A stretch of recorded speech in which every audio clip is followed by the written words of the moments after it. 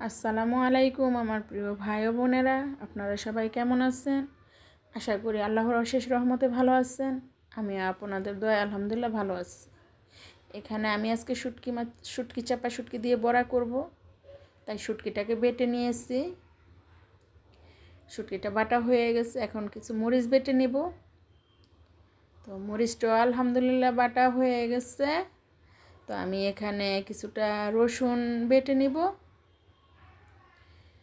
রসুনটা আমার বাটা হয়ে গেছে।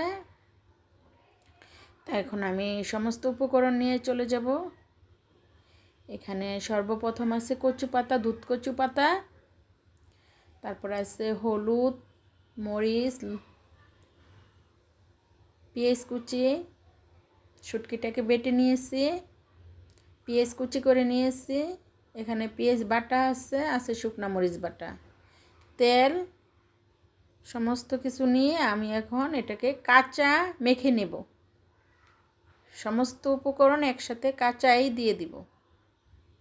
অনেকে চুলায় কিছুটা ভুনা করে বা ভেজে পরে বড়া করে, এভাবেও করে, ওভাবেও করে। তো আমি আজকে কাঁচা সমস্ত কিছু কাঁচা দিয়ে তেল সব কিছু, রসুন কুচি, পেঁয়াজ কুচি, আমি শুকনো মরিচটা বেটে নিয়েছি ওইটা, এখানে কিছুটা রসুন বেটে নিয়েছিলাম। তো সমস্ত কিছু আমি একটা ভলে নিয়ে নিয়েছি, দিয়ে দিলাম পরিমাণ মতো লবণ, পরিমাণ মতো হলুদ গুঁড়া, দিয়ে আমি একটু তেল দিব, পেঁয়াজটা ঢেলে দিচ্ছি। আমি একটা বড় ভলে নিয়ে এসেছি, এখানে আমি দিয়ে দিব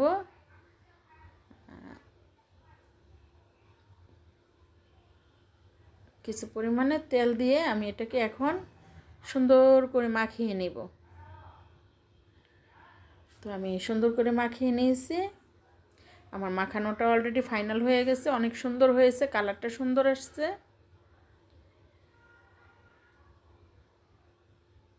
এটা আমাদের এলাকার খুবই পছন্দের খাবার।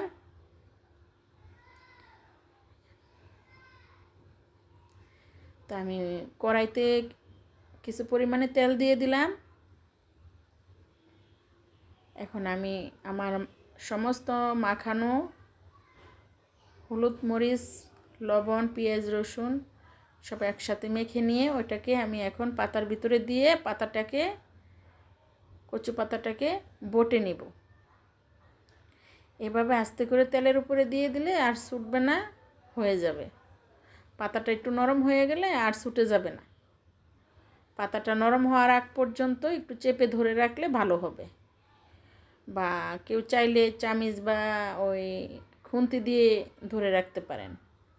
তা আমি এভাবে সমস্ত বড়াগুলো বটে আমি কড়াইতে দিয়ে দিব। পাতাগুলো আগেই ধুয়ে নিয়েছিলাম পানি জড়িয়ে।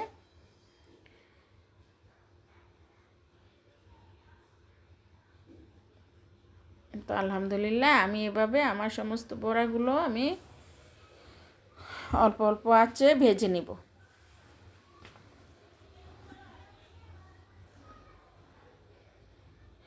তো এখানে একটা ঘটনা ঘটেছে কি, আমি যখন কড়াইতে বড়াগুলো ভাজতে গেছি তখন দেখি যে কড়াইতে আমার বড়াগুলো ভাজা সুন্দর হচ্ছে না। তাই আমি আমার কড়াইটাকে চেঞ্জ করেছি। এখানে আমার একটা অনেক পুরানো ফ্রাই প্যান আছে, ওটাতে দিয়েছি। আসলে আমার এই ফ্রাই প্যানটা অনেক তৈলাক্ত, তাই কোনো কিছু ধরে রাখে না, সব কিছু অনেক সুন্দরভাবে উল্টে যায়।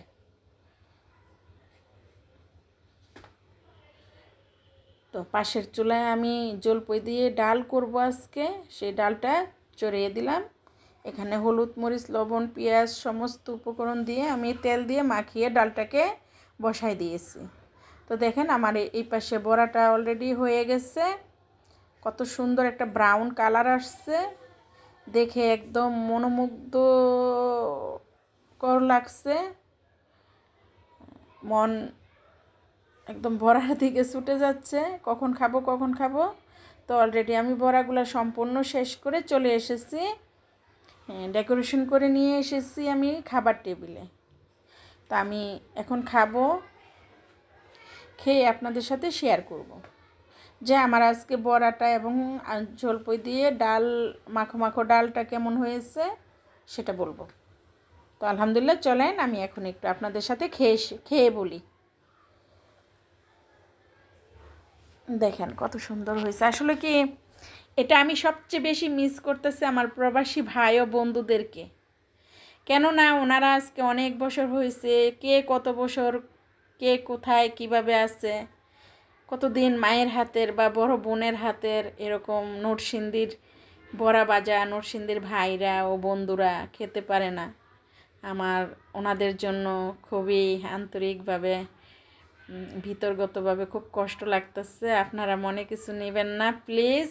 যদি আল্লাহ তাআলা রাব্বুল আলামিন বাঁচিয়ে রাখে তবে ইনশাল্লাহ মায়ের বুকে দেশের মাটিতে আসলে হয়তো আল্লাহ আপনাদের কিসমতে রাখতে পারে। তো আমি এই সমস্ত পাতাটা একটু খুলে দেখাচ্ছি আপনাদের যে ভিতরের কালারটা কীরকম আসছে। দেখেন ভিতরের কালারটা কত সুন্দর লোভনীয় আসছে, দেখতে কত চমৎকার লাগতেছে, একদম প্রাণ জুড়ে যাচ্ছে। এটা অন্য দেশের মানুষরা কখনোই বুঝবে না যে এটার টেস্ট কী বা এটার স্বাদ কী, কীরকম লাগে। এটা একমাত্র আমার নরসিংদীর সমস্ত ভাই ও বোনেরা, আপুরা, আন্টিরা বুঝবে, এছাড়া আর কেউ বুঝবে না। তো দেখেন আমি ভাতটা মাখিয়ে নিচ্ছি, কত সুন্দর একটা কালার আসছে আলহামদুলিল্লাহ।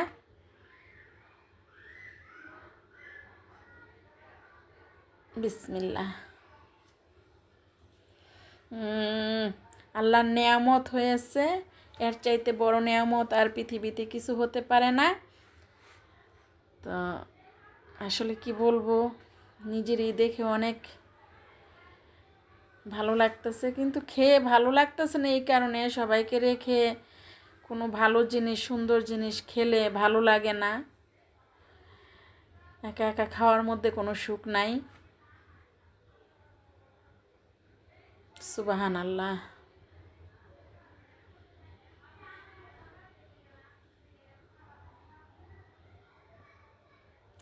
এই পৃথিবীতে আল্লাহর নেয়ামত যে এত সুন্দর এত মিষ্টি হতে পারে বলা বাহুল্য। তো যাই হোক, আমি কি বলবো, আমার মাথা ব্যথা, প্রচণ্ড মাথা ব্যথা আজকে সারাদিন ছিল। সারাদিন আমি শুয়েছিলাম, তো এটা আমি সন্ধ্যায় উঠে অনেক কষ্ট করে করেছি।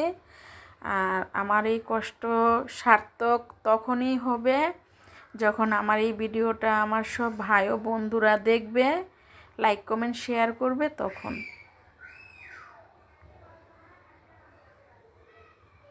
তাছাড়া নয়। তো আমি এখন একটু ডাউল নিব।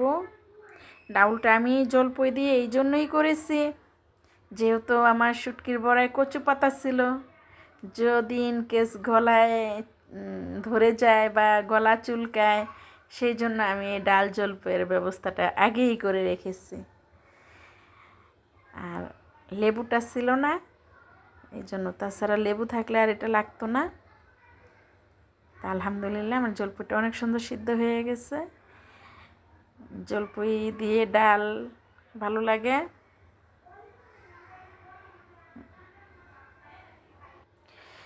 তো আপনাদের কার কার ভালো লাগছে আমি জানি না, তবে আমার অনেক বেশি ভালো লাগছে। এরকম খাবার হলে মাছ মাংস ফেল। আমি আজকের মতো ভিডিওটা এখানেই সমাপ্ত করব। আপনারা সবাই সুন্দর থাকবেন, সুস্থ থাকবেন। আল্লাহ হাফেজ।